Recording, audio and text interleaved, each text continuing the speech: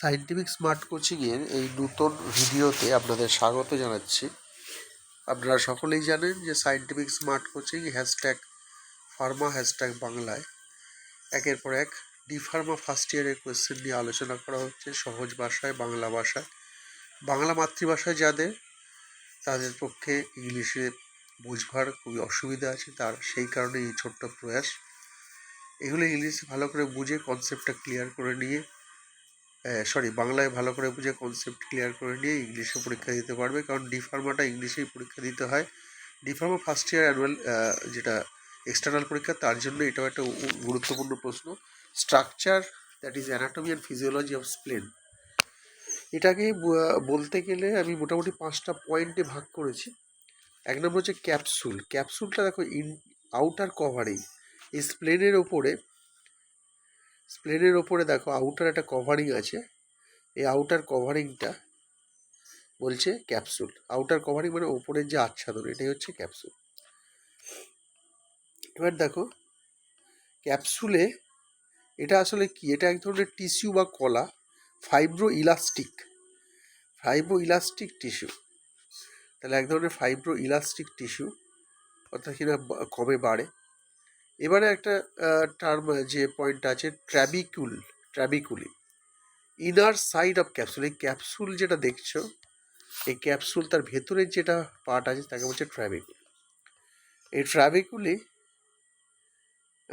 এর ভেতরে যে ট্র্যাবিকুলির যে অংশগুলো আছে, ট্র্যাবিকুলের অংশগুলোতে তোমরা পাবে কিছু স্পেস, অর্থাৎ কিনা ট্র্যাবিকুলি কি করে ওটাকে বিভিন্ন অংশে ভাগ করে এটাকে।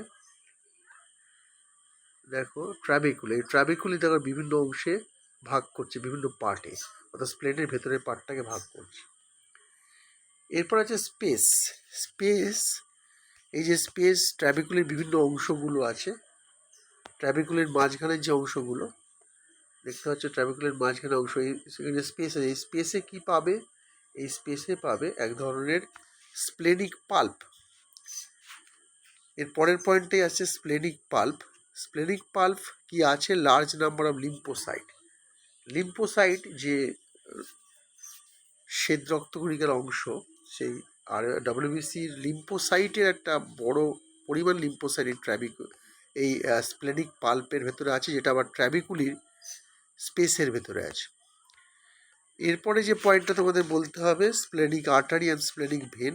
তাহলে যে অংশটা supplied by splenic artery drained, এর অংশগুলো, এর যে লিকুইড থাকবে সে ড্রেন্ড আউট হয় স্প্লেনিক ভেন দিয়ে।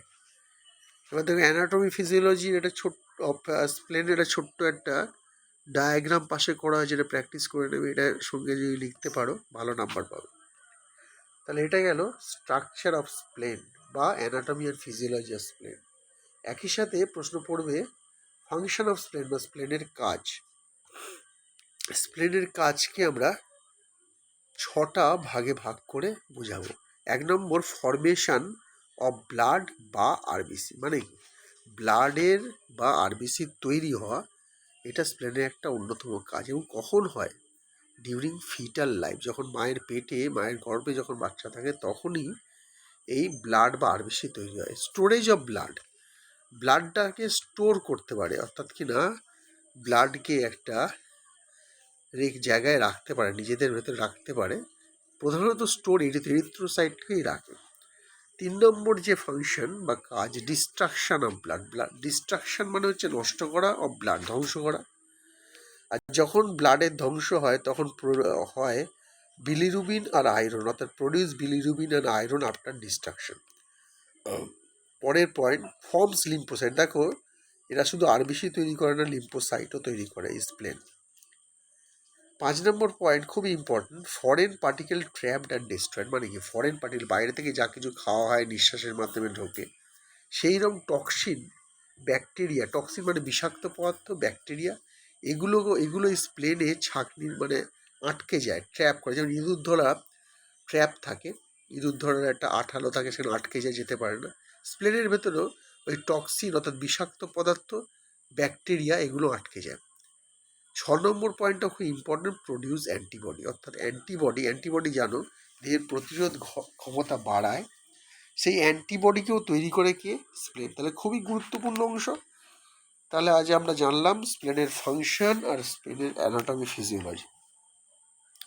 আশা করছি এই ভিডিওটা তোমাদের পক্ষে যথেষ্ট উপকারে লাগবে এবং তোমরা কনসেপ্ট ক্লিয়ার করে ভালোভাবে ইংরাজিতে এই প্রশ্নের উত্তর দিতে পারবে।